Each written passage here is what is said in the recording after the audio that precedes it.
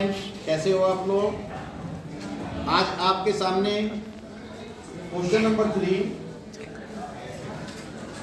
Question number 3 में क्या है कि मोहन एक घड़ी को 225 रुपए में खरीदता है। मोहन एक घड़ी 225 रुपए में खरीदता है। तो घड़ी का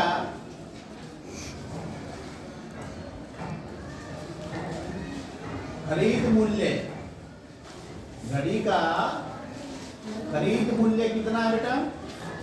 225 रुपए 225। लेकिन इस घड़ी को ठीक कराने में 15 रुपए व्यय हुआ।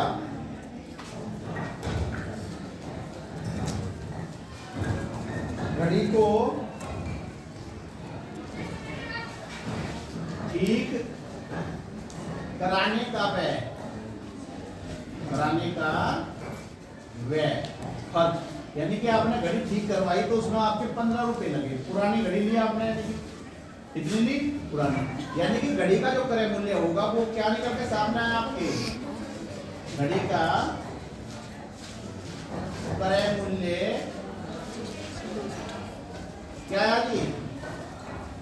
घड़ी का क्रय मूल्य कितना हुआ भैया? आपने कोई घड़ी 225 की ली और वो 15 रुपए से ठीक कराने में खर्च किया, तो घड़ी का क्रय मूल्य टोटल हो गया ना आपका।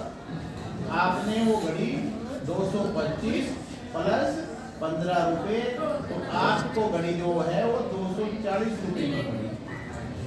कितने की आई? 240 की। और आपने वह घड़ी 300 रुपए में बेच दी। अब वो ठीक करा करके घड़ी का विक्रय मूल्य कितना हुआ आपका? विक्रय मूल्य कितना हुआ? 300 रुपए। आपको कोई घड़ी 240 की ली और 300 की बेची, तो आपको क्या हुआ? सीधा सीधा लाभ हुआ। तो लाभ कितना हुआ बेटे? लाभ कितना हुआ? विक्रय मूल्य, बिना सूत्र के नहीं लिखना हमने, हमें सूत्रों का ज्ञान होना चाहिए। विक्रय मूल्य माइनस क्रय मूल्य। अब विक्रय मूल्य कितना आपका? 300 रुपए जी। क्रय मूल्य कितना आपका? 240 रुपए जी। तो कितना हो गया जी? 60 रुपए का आपको लाभ हुआ। लेकिन हमें लाभ प्रतिशत निकालना है, तो लाभ प्रतिशत का सूत्र कौन कौन जानते हैं? देखिए, लाभ गुणा 100 और डिवाइड में बेटे क्रय मूल्य। ये आपके लाभ का सूत्र है, लाभ प्रतिशत का सूत्र है। तो देखिए लाभ कितना हुआ आपको? 60 रुपए का मल्टीप्लाई 100 डिवाइड में क्रय मूल्य। क्रय मूल्य कितने का? 240 का। देखिए 60 एकम 60 और 60 चौका 240। आपका लाभ कितना निकल गया? 100/4%। और जब आप 100 को 4 से भाग करोगे तो बेटे क्या होगा आपका? 25% लाभ हुआ। ठीक है। अब आगे नेक्स्ट क्वेश्चन, क्वेश्चन नंबर 10। अब कैमरामैन जरा इधर फोकस करें, उधर करना, चाहे खड़ा होना पड़ेगा आपको। सवाल है आपका, देखिए प्यारे बच्चों, अब नजर यहां करें। 10वां सवाल है, 100 संतरों को बेचने पर 100 संतरों को 100 संतरों को बेचने पर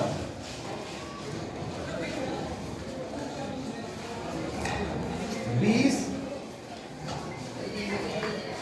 संतरों के विक्रय मूल्य के बराबर लाभ प्राप्त होता है। अब आपका लॉजिक क्या है इस सवाल का कि 100 संतरे आपने बेचे। कितने बेचे बेटे? 100 संतरे आपने बेचे और जितना 20 संतरों का विक्रय मूल्य है उतना आपको लाभ हुआ। यानी कि आपका पर्सन ने सब कुछ दे दिया। तो मान लीजिए कि माना 100 संतरों का को बेचने पर, यानी कि विक्रय मूल्य, आप मान लो कि विक्रय मूल्य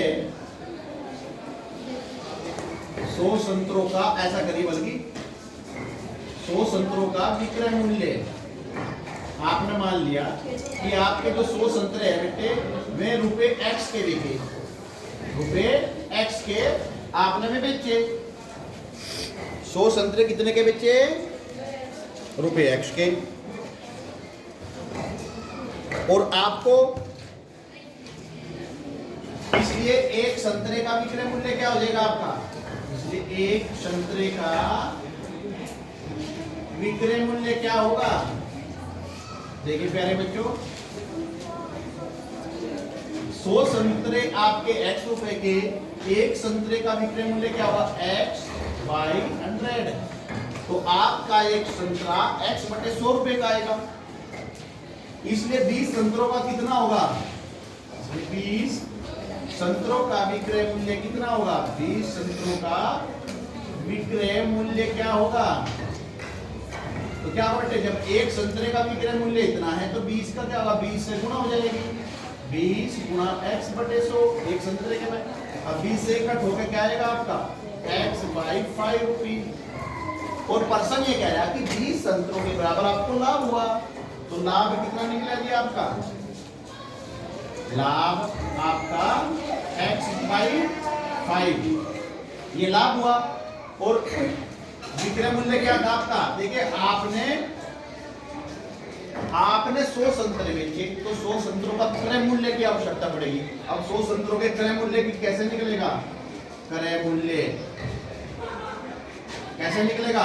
आप विक्रय मूल्य में से लाभ घटाएंगे। क्या करेंगे? लाभ घटाएंगे। विक्रय मूल्य कितना आपका? x, लाभ कितना हुआ आपका? x by 5। और आपने इसका बाई 1 माना, एलसीएम लिया 5, तो क्या है बेटे? 5x minus x। तो आपका जो क्रय मूल्य था 100 संतरों का वो 4x बटे 5 था। अब आप लाभ प्रतिशत निकालेंगे। लाभ प्रतिशत का फॉर्मूला क्या होता है? लाभ गुणा 100 और डिवाइड में क्रय मूल्य। रखिए जी, लाभ आपका कितना था जी? x बाई 5 गुणा 100 डिवाइड में क्रय मूल्य क्या है आपका? निकल गया 4x बाई 5, 5 से 5, x से x, तो क्या आ गया आपका? 100 बाई 4। और आपका क्या बेटे? 25% का आपको लाभ हुआ। Thanks for watching.